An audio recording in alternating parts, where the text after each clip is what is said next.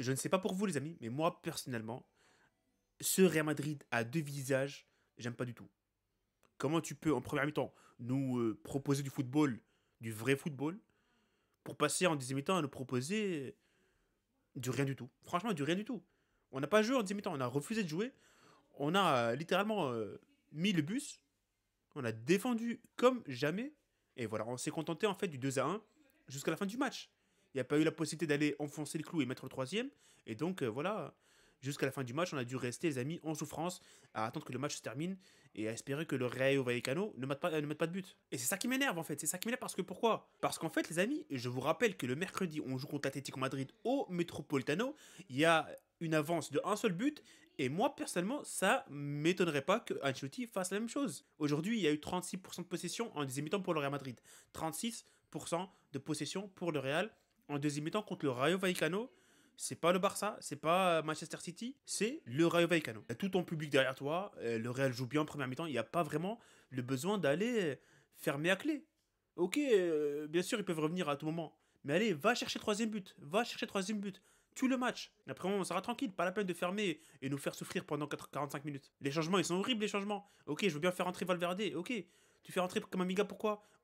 Au lieu de faire rentrer Kamavinga, tu fais rentrer un joueur comme Brahim Diaz, comme Arda Güler, comme Hendrik, pour aller enfoncer le clou et mettre un troisième but. Surtout quand t'as un match où Rodrigo n'est pas forcément à son niveau, t'as Bellingham qui n'est pas au top. Donc franchement, moi je pense Ancelotti s'est raté sur la deuxième mi-temps. Bien sûr, la victoire elle est là. Au final, ça fait plaisir vu que l'Atlético Madrid aussi a perdu. Donc on reprend la première place à ex-aequo, en première place avec le Barça. Le Barça jouera je sais pas quand pour rattraper son match d'hier qui a été décalé. Donc voilà, c'est ça qui m'énerve par rapport à ce match. Après, bien sûr, les performances individuelles, il y a eu des performances intéressantes. J'ai bien aimé le match de Modric, de Vinicius, bien sûr, homme du match. J'ai bien aimé le match de Fran Garcia, de Chouameni aussi, un grand Chouameni aujourd'hui. Lounine aussi, très très bon match. Donc, grosso modo, le Real a bien joué. Mais comme je dis, moi, la deuxième mi-temps, la gestion de la deuxième mi-temps, je suis pas, voilà, j'adhère pas du tout. J'adhère pas à ce qu'a fait Ancelotti en fin de, en fin de match. Parce que les amis, comme je vous ai dit, on joue l'Atlético Madrid. On joue l'Atlético Madrid dans un scénario.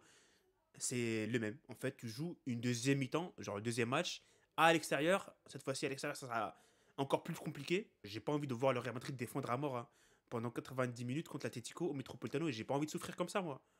Je veux voir le Real Madrid qui joue au football. Bon, contre l'Atlético, c'est un contexte différent. Je pense que le Real Madrid contre l'Atlético va réussir à se créer des occasions, surtout avec Mbappé, Vinicius et Rodrigo qui vont être très rapides sur les contre-attaques. Donc potentiellement sur la transition, ça peut être intéressant pour le Real. Et du coup, j'aimerais revenir par rapport à la performance de l'homme du match, Vinicius Junior. Quel match, hein. Quel match, les amis de Vinicius aujourd'hui. Les 15 premières minutes, c'est lui le meilleur joueur du Real. Rien à dire. Et voilà, il a enchaîné tout le match aujourd'hui. Il a fait un gros match de A jusqu'à Z. Il y a un petit relâchement en fin de match, mais c'est normal. Il a joué tout le match. Donc, un gros match de Vinicius. Il a mis son but. Son deuxième but, les amis. Son deuxième but, les amis, il faut revenir sur ça. Quel golasso. Il prend la balle sur son côté gauche, en dehors de la surface de réparation. Il fait traîner avec lui Florian Lejeune. Florian Lejeune, ce qu'il va faire, Florian Lejeune, en fait, ça c'est Vinicius et ça c'est Florian Lejeune.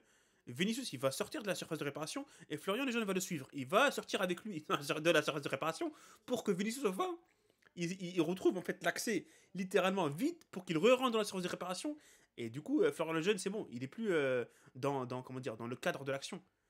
Il y a Ratiu en face, poum poum poum, passement de jambe, à droite, à gauche, des petites feintes, il met sur son pied gauche, il remet sur son pied droit, la finition, golasso de 0. Le match était censé se faire plier après ce but, mais ils sont revenus grâce à un très très beau but pardon, de Pedro Diaz, transversal rentrante. Lunin ne peut absolument rien faire. Mais comme je dis, ce Vinicius, mes amis, c'est ce Vinicius que je veux voir à chaque match. C'est ce Vinicius que je veux voir contre Atletico ce mercredi.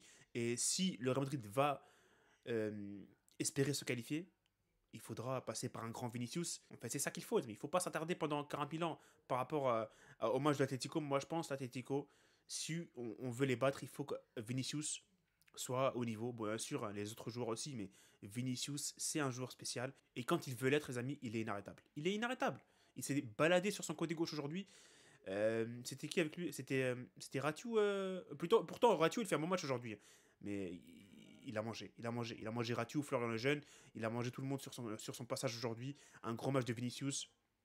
Dommage, il marque qu'un seul but, hein. Il y a eu deux occasions aussi en deuxième mi-temps. Il aurait pu doubler la mise. Mais dommage, dommage. En tout cas, gros match. Il faut aussi se calmer au niveau des cartons jaunes parce que franchement, c'est trop attendu en fait. Je sais pas comment on explique. En fait, les matchs de Vinicius, ses amis, il n'y a pas un match où il va pas faire de bêtises, en fait. Il va pas parler à l'arbitre.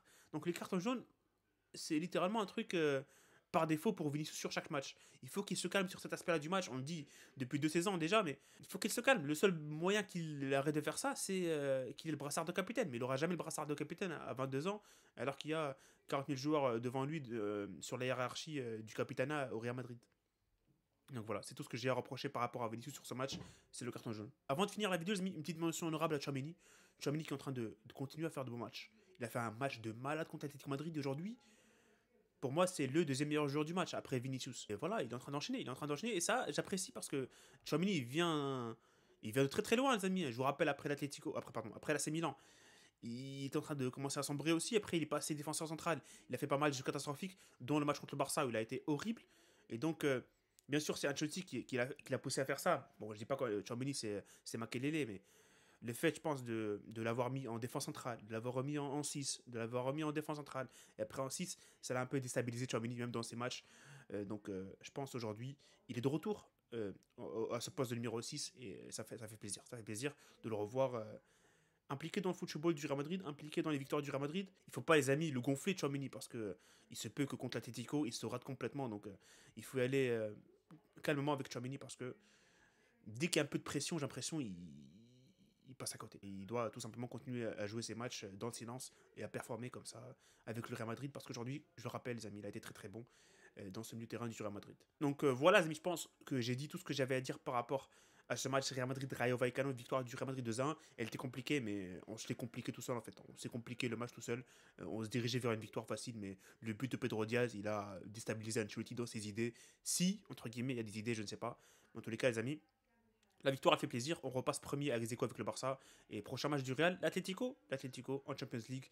Et il faudra, bien sûr, les amis, un gros match pour aller se qualifier pour les quarts de finale. En tous les cas, on se retrouvera bien sûr d'ici là sur les vidéos sur la chaîne. Et aussi, les amis, pour les lives, il y aura le Barça le mardi, il y aura aussi le PSG le mardi soir. Donc voilà, ça sera tout pour cette vidéo, les amis. Salut et profitez des vôtres.